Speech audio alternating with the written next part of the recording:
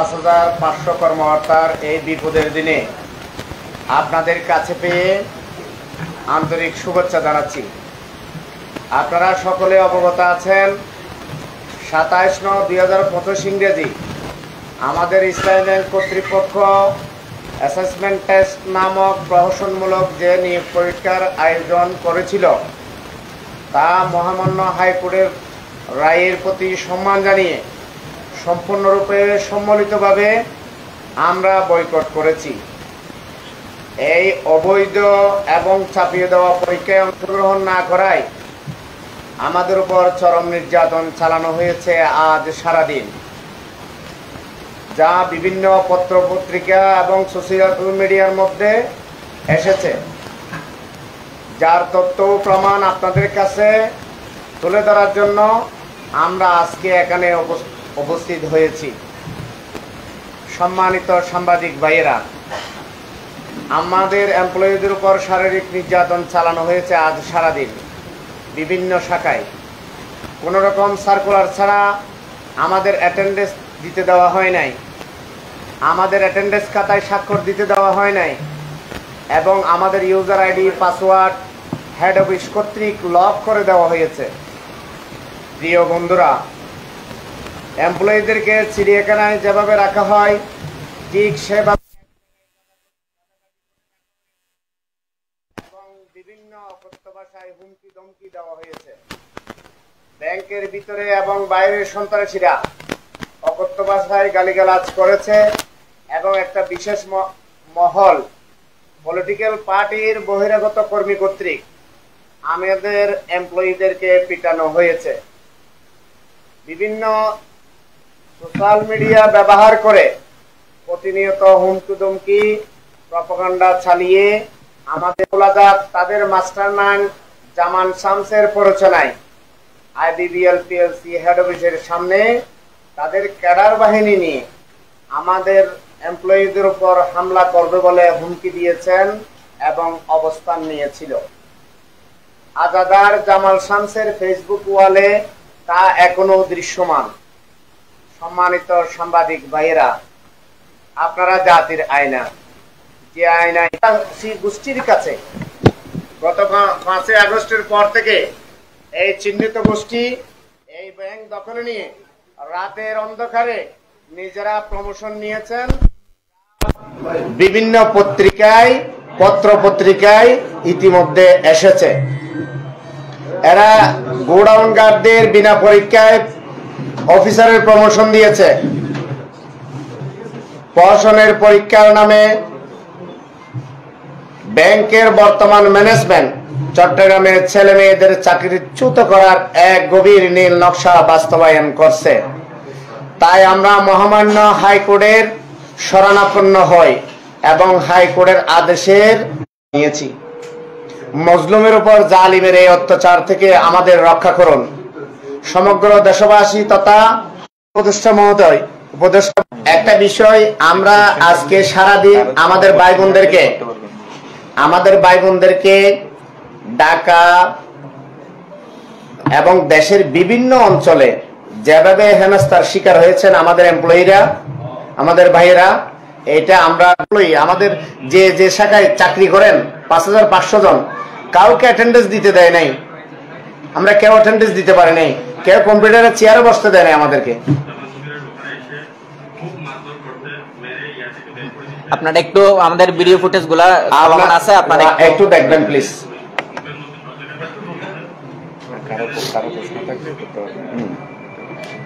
Video footage দেখার পর কারো প্রশ্ন থাকলে করতে পারবেন।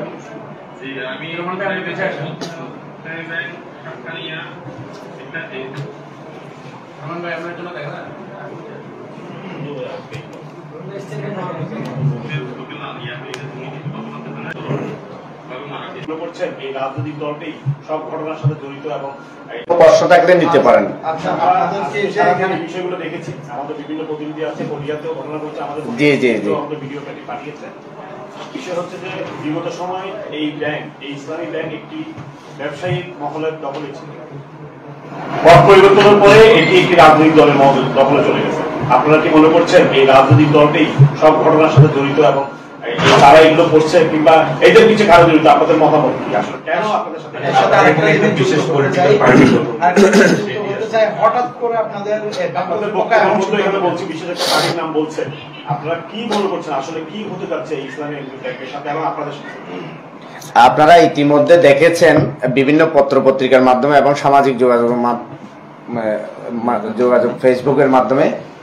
তা আমরা বলতে চাই, বিশেষ গোষ্ঠী বলতে আপনারা আজকে যে আমাদের ভাইদেরকে যেভাবে অত্যাচার নির্যাতন করা হয়েছে, কারা করেছেন? এটা তো ব্যাংকের অফিসাররা, অনেক অফিসার এটার সাথে জড়িত থাকতে পারে 2017 সালের আগে, কিন্তু নিশ্চয় স্থানীয় কিছু রাজনৈতিক নেতৃবৃন্দ এটার সাথে জড়িত আছে।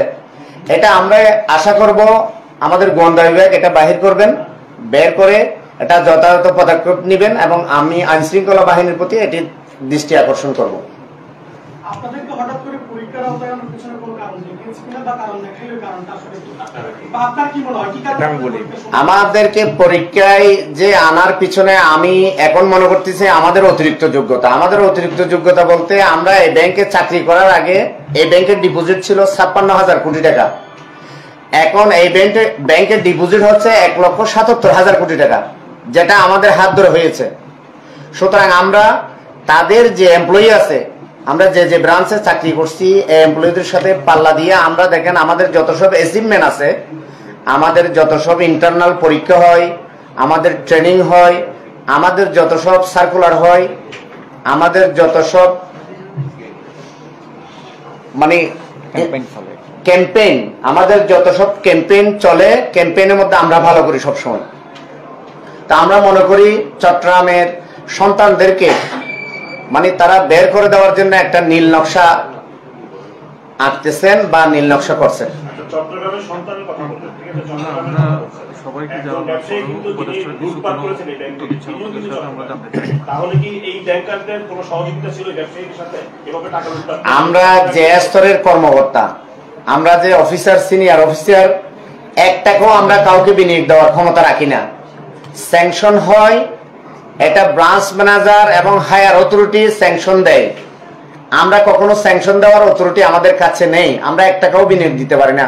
সুতরাং কারো কোনো ব্যবসায়ীর জুজুর ভয় দেখিয়ে মব সৃষ্টি করে আমাদেরকে ব্যাংক থেকে প্রতিহত করার এটা একটা নীল নকশা বলে আমরা মনে করি।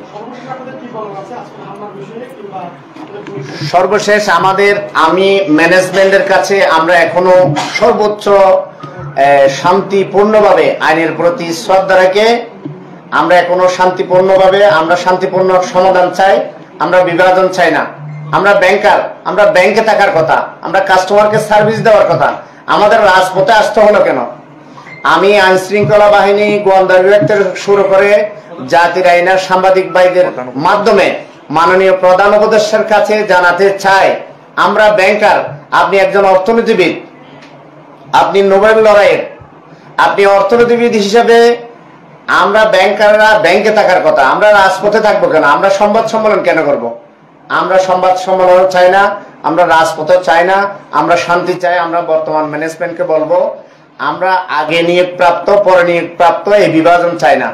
আমরা শান্তিপূর্ণভাবে আমাদের বর্তমান ম্যানেজমেন্টের সাথে কাঁধে কাঁধ মিলিয়ে যে আমাদের cost free, low cost free ancillary ইনকামের যে ক্যাম্পেইন চলতেছে অ্যাচিভমেন্ট করার জন্য, যে আমাদের টার্গেট, ইয়ারলি টার্গেট দেওয়া হয়েছে, এগুলো অ্যাচিভ করার জন্য এবং আমরা শান্তিপূর্ণভাবে আমাদের প্রতিষ্ঠানে আমরা ফিরে যেতে চাই, আমরা নিরাপত্তা চাই, আমরা টার্মিনেশন চাই না। কেননা আপনারা জানেন আমাদের সবারই বাচ্চা আছে, ফ্যামিলি আছে, আমাদের কারো কারো দেখবেন মা বাবা অসুস্থ, হাসপাতালে বিভিন্ন অসুস্থতা জনিত কারণ আছেন। আমরা তো আপনাদেরই ভাই, আপনাদেরই সন্তান, আমরা তো এই জনপদেরই মানুষ, আমরা বাংলাদেশেরই নাগরিক, আমরা বিচ্ছিন্ন কোনো জাতি বা সত্তা নয়। আমাদেরকে কেন চট্টগ্রাম অঞ্চলের মানুষ বলে ব্যাংক থেকে বের করে দেবে?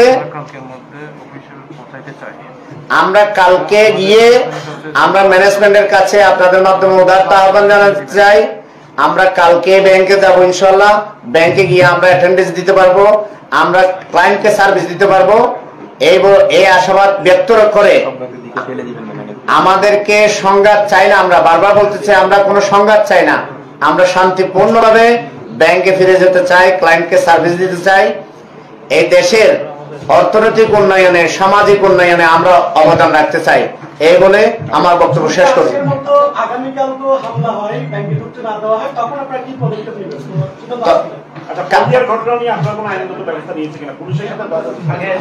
আরেকটা বিষয়, আমরা আজকে বিপিএমডি থেকে আমি একটা গুরুত্বপূর্ণ বিষয় আপনাদেরকে অ্যাড করে নেই। বাংলাদেশের প্রত্যেক শাখাকে নির্দেশনা দেওয়া হয়েছে একটা জিডি করার জন্য স্থানীয় থানায়। কেন? আমরা কি ক্রিমিনাল অফেন্স করছি? আমরা কি ক্রিমিনাল? আমরা তো ব্যাংকার। বিপিএমডি থেকে সার্কুলার ইস্যু করা হয়েছে, চিঠি দেওয়া হয়েছে প্রত্যেক ব্রাঞ্চ ম্যানেজার বরাবর, যাতে প্রত্যেক থানাতে একটা করে জিডি করে রাখা হয়। যারা আমরা কাজ করতেছি অলরেডি পানিশমেন্ট ট্রান্সফার শুরু হয়ে গেছে।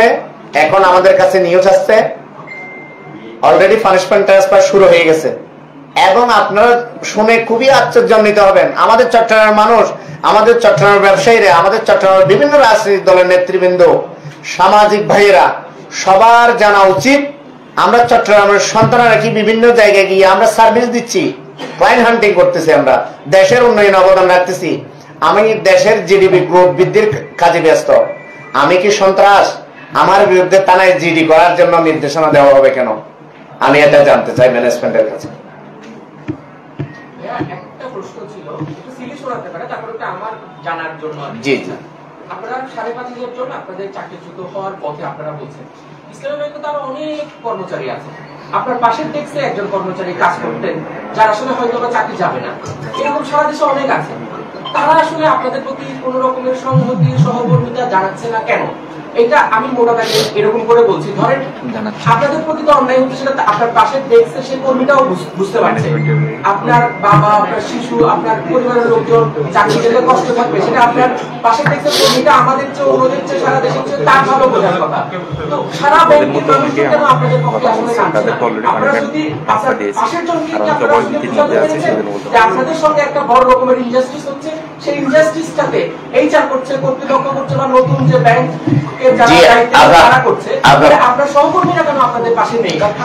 আমাদের সহকর্মীরা, আমরা মনে করি আমাদের সহকর্মীরা আমাদের পাশে আছেন। কারণ ব্যাংকের মধ্যে, ব্যাংক তো একটা নিয়ম সিস্টেমের মধ্যে চলে। আমাদের অনেক সহকর্মী আমাদের পাশে দাঁড়ানোর জন্য পাশে দাঁড়িয়েছেন, এবং প্রতিবাদ করার কারণে তাদেরকেও বিভিন্ন ভাবে পানিশমেন্ট ট্রান্সফার দেওয়া হয়েছে, হুমকি ধমকি দেওয়া হয়েছে। একটা ব্যাংকে 5,500 জন, not a matter of joke. এটা যদি আরো 12,500 হয়, 15,500 হয়, সবাই মিলে পদত্যাগ কেন করছেন না?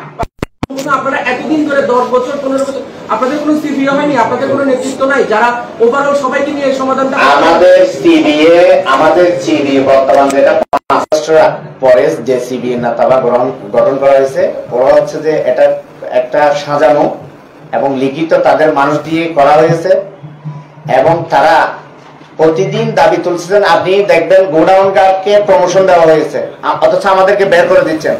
আমাদের এমসিসি ভাইদেরকে অলরেডি 100% কাছাকাছি তাদেরকে ডিসকন্টিনিউ করা হয়েছে, কিন্তু দেখবেন এমসিসি আবার নিয়োগ দেওয়ার জন্য আরেকটা সার্কুলার দেওয়া হয়েছে। কিন্তু আমি যেমন নাকি 8 বছর চাকরি করতেছি, আমি তো এই ব্যাংকের সাথে ওতপ্রোতভাবে জড়িত, অনেক অ্যাচিভমেন্টের সাথে আমি জড়িত, অনেক ট্রেনিং এর সাথে জড়িত।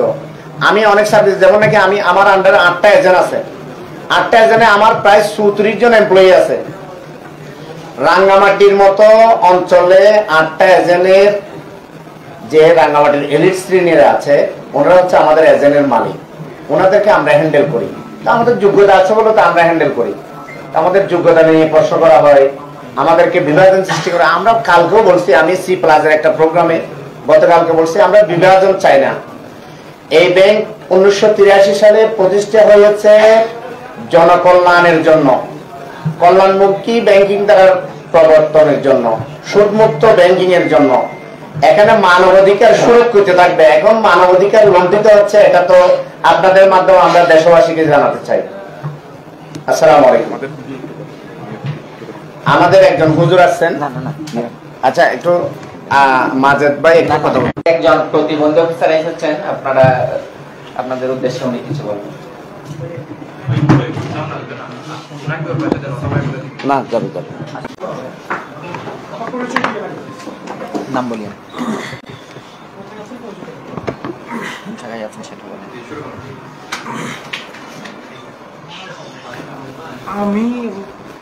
আমি মোহাম্মদ সিকান্দার হায়াত আরমান জুনিয়র অফিসার হিসেবে আছি হালিশহর শাখায়। তা আমি 2020 সালে চাকরিতে জয়েন করি টাউ হিসেবে, ট্রেনিং অ্যাসিস্ট্যান্ট অফিসার হিসেবে। এইচআর পলিসি মেনটেন করে আমাকে নিয়োগ দেওয়া হয়েছে, প্রথম কথা। দ্বিতীয়ত, আমি ব্যাংকের সব ধরনের অ্যাচিভমেন্ট থেকে শুরু করে, ক্যাম্পেইন থেকে শুরু করে সব ধরনের অ্যাচিভমেন্ট, আমার প্রায় 95% আমি অ্যাচিভমেন্ট আনছি, বড় বড় ডিপোজিট এনেছি। এমনকি আমি ব্যাংকে বাইরে গিয়ে মার্কেটিং করেছি, নতুন ক্লায়েন্ট হান্টিং করে এনেছি। আমার অ্যাচিভমেন্ট প্রায় 95%। এবং আমার 2024 সালে আমি জুনিয়র অফিসার হিসেবে প্রমোশন হয়। কিন্তু এমন অবস্থায় এখন যদি আমার চাকরি চলে যায়, আমার মা বাবা ভাই বোন সবাই নিয়মিত আমাদের চাকরিটা করতে পারি। আর আমি চট্টগ্রাম বিশ্ববিদ্যালয় থেকে English language and literature honours masters. আর আমি একজন শারীরিক প্রতিবন্ধী। এত ডিসেবিলিটি থাকতেও আমি ইসলামিক